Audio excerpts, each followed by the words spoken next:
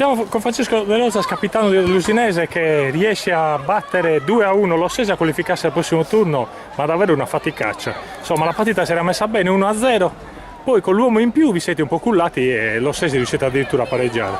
È stata una partita difficile perché comunque i carichi di lavoro stanno facendo sentire. L'uomo in più, diciamo che forse al posto di essere un vantaggio è stato uno svantaggio, perché psicologicamente l'abbiamo affrontata in maniera un pochino più molle, e poi comunque dopo che loro hanno pareggiato abbiamo tolto fuori l'orgoglio e siamo riusciti a rimetterla in piedi la partita, anche se è difficile. Comunque lo stesso è una buona squadra, però comunque abbiamo fatto il nostro. Noi siamo un ottimo gruppo, una buona squadra, e sono convinto che ci toglieremo delle soddisfazioni. Ecco, che cosa ci dobbiamo aspettare da questi usinesi in termini di classifica?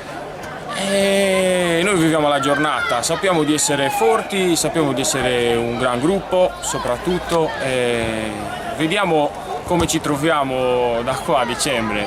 Comunque noi sappiamo quello che valiamo. Ecco, la squadra ha avuto sensazione in alcuni momenti che doveva forse palleggiare, avete giocato troppi palloni lunghi. Sì, e infatti su quello forse dobbiamo lavorare un pochino, perché il nostro play, che è Antonio Bonetto, oggi molto spesso lo saltavamo con le giocate. Dobbiamo giocare un pochino sul nostro centrocampo, che è il nostro punto forte, diciamo. Ecco, adesso che tipo di squadre ti aspetti al vertice del campionato? Quali sono le tue favorite? Da quello che si dice, l'Ilva Maddalena è una delle papabili, assieme al Bosa, anche la Macomerese. Poi il Fondi potrebbe essere una sorpresa come tutti gli anni.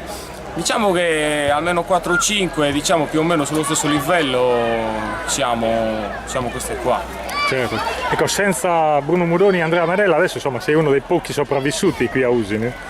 Diciamo che alla fine la croce l'abbiamo portata per tanti anni noi, io, Bruno, Merella. Però stiamo cercando di estradare i giovani a portare la croce, come si dice, certo. Portarla anche loro, un pochino l'onere della squadra. Comunque i locali la devono portare avanti sempre. Certo. Benissimo Francesco, ti ringraziamo, complimenti per la qualificazione, insomma per il gioco dovremmo aspettare il campionato. Grazie, arrivederci.